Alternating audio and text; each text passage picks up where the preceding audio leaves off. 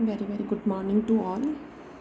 Today's our next very important topic are equation of continuity in Cartesian coordinate. Next, we solve the derivation equation of continuity in cylindrical coordinate and equation of continuity in spherical polar coordinates. First, we discuss equation of continuity in Cartesian coordinate. Cartesian coordinate name से clear है कि यहाँ पर जो point हैं वो assume करने हैं एक्स वाई एंड जेड. ठीक है, कार्टेशियन फॉर्म में यही पॉइंट्स लेते हो. अब तक 3 इम्पोर्टेंट टॉपिक आप लोगों को बताए हैं, डिस्कस किए हैं. Equation of continuity in Eulerian form, Eulerian equation of continuity, Lagrangian equation of continuity,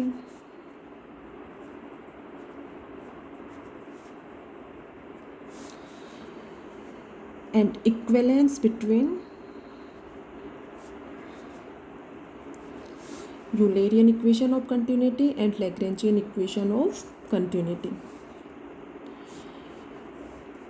सभी को क्लियर होंगे तीनों टॉपिक्स अच्छे से.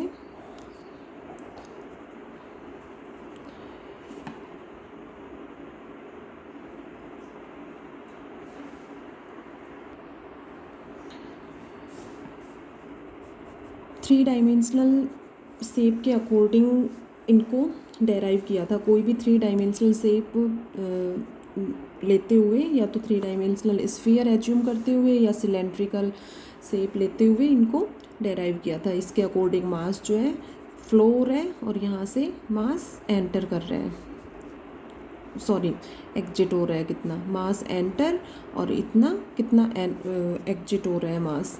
ठीक है, अब यहाँ पर ये इक्वेशन सभी को लर्न हो गया. Eulerian equation of continuity D rho by D T plus rho del Q equal to 0 and Lagrangian form rho j equal to rho naught. ठीक है, rho naught is constant because initially the density of the fluid particle is constant. ये movement के जैसे fluid जो है वो movement position पे है, उसके according density we take rho. J is Jacobian की वैल्यू सभी को क्लियर हो गई होगी कि जैकोबियन को किस तरह से डिटर्मिनेंट फॉर्म में रिप्रेजेंट करते हो. Del X Y Z upon del A B C. ठीक है, क्लियर होगा सभी को. अब next equation of continuity in Cartesian coordinate. इसके लिए वही 3 डायमेंशनल शेप के अकॉर्डिंग ही इस डेरिवेशन को करेंगे. लेकिन इसमें क्या करेंगे, जैसे कोई भी शेप है तो इसका कोई छोटा सा सेक्शन ले लो, छोटा सा सेक्शन कहो या एक छोटा सा एलिमेंट ले लो, छोटा सा एलिमेंट एज्यूम करेंगे. सपोज वो एलिमेंट एक रेक्टेंगुलर पैरेललोपाइपट की शेप में है. ठीक है, अब रेक्टेंगुलर पैरेललोपाइपट अपना ये हो गया. इसमें अब जैसे इसका कोई छोटा सा सेक्शन या एलिमेंट रेक्टेंगुलर पैरेललोपाइपट की शेप में लेते हुए मास एंटर होगा और ये यहाँ से मास जो है वो एग्जिट होगा. ठीक है, अब फ्लूइड मोशन में है, इसमें जो भी शेप ले रहे हो उसके अकॉर्डिंग फ्लूइड मोशन पोजीशन में है. मोशन पोजीशन में है तो उसकी कोई ना कोई डेंसिटी होगी, वॉल्यूम होगा. ठीक है, तो इसके according first we assume a rectangular parallelepiped according to the axis X Y X axis and Y and Z axis. Let us we take first P be a point whose coordinates are x, y, z. P ये P point fluid motion position पे है, तो suppose ये Q point है और इसके coordinates x plus delta x, Y plus delta Y and z plus delta Z. Del X del Y del Z very small increment है. ठीक है, पार्टिकल जैसे मूव करेगा तो सपोज ये यहाँ पर कुछ डिस्टेंस चला और यहाँ पर ये इस पॉइंट पे है, तो ये डिस्टेंस जो है वो डेल एक्स है. ठीक है, ये डेल एक्स. इसी तरह से वाई डायरेक्शन में मूवमेंट होगा तो उसके अकॉर्डिंग वाई डायरेक्शन ये ले रहे हो तो ये इसके अकॉर्डिंग सपोज ये डेल वाई हो जाएगी, डिस्टेंस कितना इंक्रीमेंट हुआ डेल वाई, और जेड डायरेक्शन में मूवमेंट के अकॉर्डिंग डेल जेड हो जाएगा। ठीक है, तो इसके according Q point x plus delta x, Y plus delta Y and z plus delta z हो जाएगा। The velocity in x direction is small u, v be the velocity in y direction and w be the velocity in z direction. Fluid की velocity, fluid जैसे motion position में है इसके according इधर से ये कितना फ्लूइड एंटर हो रहा है और कितना फ्लूइड एग्जिट हो रहा है। तो फ्लूइड की जो वेलोसिटी होगी वो u, ये तो ओनली x डायरेक्शन में है इसलिए स्मॉल u ले लिया, ये ओनली y डायरेक्शन में है स्मॉल v, ये z डायरेक्शन में है तो w। ठीक है, फ्लूइड की जो वेलोसिटी है उसको किससे रिप्रेजेंट करोगे, U Y plus V J plus W K से रिप्रेजेंट करोगे। Rho B the density of fluid particle according to the point P X comma Y comma Z enclosed by the small rectangular parallelepiped with edges of length del x, del y and del z.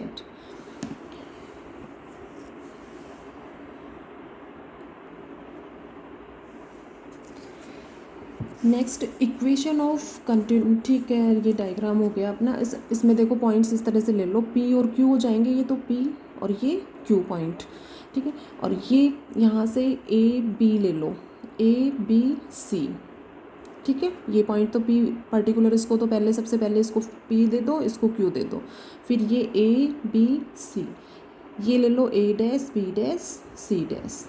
ठीक है, इस तरह से थोड़ा सा ध्यान रख सकते हो कि पी और क्यू पॉइंट तो सबसे फर्स्ट फिक्स कर दिया पैरेललोपाइपड के पॉइंट्स कार्टेशियन कोऑर्डिनेट्स के अकॉर्डिंग, और यहाँ पर ए बी और सी, और इसको A dash B dash C dash.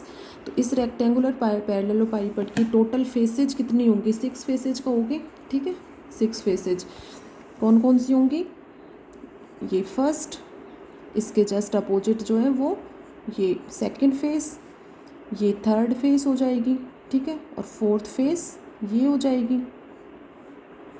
Fifth ये P Q C dash C, and sixth face A dash B. इस तरह से इसमें टोटल जो है वो 6 फेसेज होंगी। अब इक्वेशन ऑफ कंटिन्यूटी की बात हो रही है, डेरिवेशन जो है वो इक्वेशन ऑफ कंटिन्यूटी है। क्या कहोगे, इक्वेशन ऑफ कंटिन्यूटी क्या कहती है, equation of continuity based on the law of mass of conservation बताया था। सबसे first law of conservation of mass पर डिपेंड है। Law of conservation of mass क्या कहता है कि mass can not be created और mass can not be destroyed. Mass जो है वो मास रिमेन्स अनचेंज्ड, कि उसको क्रिएट भी नहीं किया जा सकता, डिस्ट्रॉय भी नहीं किया जा सकता, वो जो है वो जो भी शेप है उसके अकॉर्डिंग अनचेंज्ड रहता है, अनचेंज। मास का फॉर्मूला बताया था, फिर बताया एक ये इसमें इक्वेशन ऑफ कंटिन्यूटी के अकॉर्डिंग लॉ भी बताया था कि किस तरह से उस लॉ को लेते हुए और फिर डेरिवेशन को प्रूव करेंगे, जैसे यूलेरियन इक्वेशन ऑफ कंटिन्यूटी में लिया था। तो इक्वेशन ऑफ कंटिन्यूटी का मेन जो मैथमेटिकल फॉर्म है वो क्या था, रेट ऑफ इंक्रीज या rate of increment of mass in, जैसे यहाँ पर अपने पास ये शेप है तो इसके according rate of increment of mass in parallelepiped equal to mass flow total या net mass flow rate according to all faces according to all faces in parallelepiped. Rate of increment of mass in parallelepiped equal to net mass flow rate according to all phases. all phases में 6 phases के according कितना mass flow हो रहा है। ठीक है, तो main अपना important point यहाँ पर दोनों चीज़ें फाइंड आउट करोगे, rate of increase of mass in parallelepiped, और इस पैरेललोपाइपड की ईच फेसेज के अकॉर्डिंग कितना मास यहाँ पर फ्लो हो रहा है, ठीक है। तो रेट ऑफ इंक्रीमेंट ऑफ मास ये तो इजीली फाइंड आउट कर सकते हो। अब मास के दो फार्मूले बताए थे, सबको ध्यान होंगे। मास इक्वल टू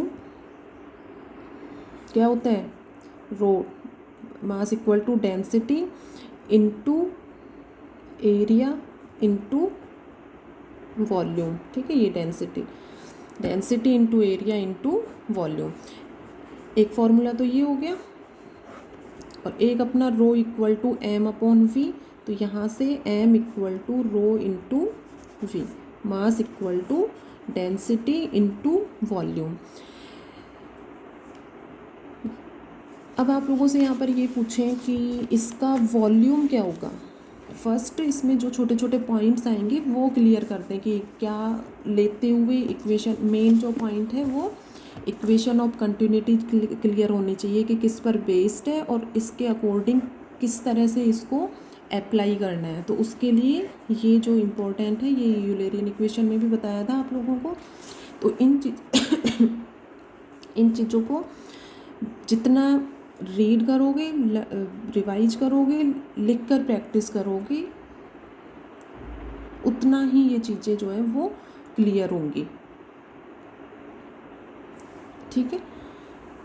तो प्रैक्टिस इस पेपर में सबसे मेन इम्पोर्टेंट पॉइंट जो है वो प्रैक्टिस है। जितना प्रैक्टिस करोगे उतना ही चीज़ें क्लियर होंगी। ये नहीं है कि एक बार फर्स्ट टाइम उस डेरिवेशन को कर रहे हो और वो बिल्कुल क्लियर हो जाएगा। तो एक्सप्लेनेशन के अकॉर्डिंग क्लियर हो जाएगा, लेकिन फिर उसको लिखकर थ्योरेटिकल पार्ट के लिए उसे जितना लिखोगे, बार बार प्रैक्टिस करोगे, उतना ही उसको एक्सप्लेन कर पाओगे और उसका जो रिटन मेथड है वो करेक्ट होगा। तो नेक्स्ट अब मेन जो है वो रो इनटू वॉल्यूम। अब इस पैरेललोपाइपड का वॉल्यूम क्या होगा, क्या कहोगे, डेल एक्स, ये डेल एक्स, डेल वाई और डेल जेड। वॉल्यूम क्या होता है, length into breadth into width, तो उसके अकॉर्डिंग ये क्या हो जाएगा, del X, del Y, del Z. Mass जो है वो as it is. Rate of increment of mass,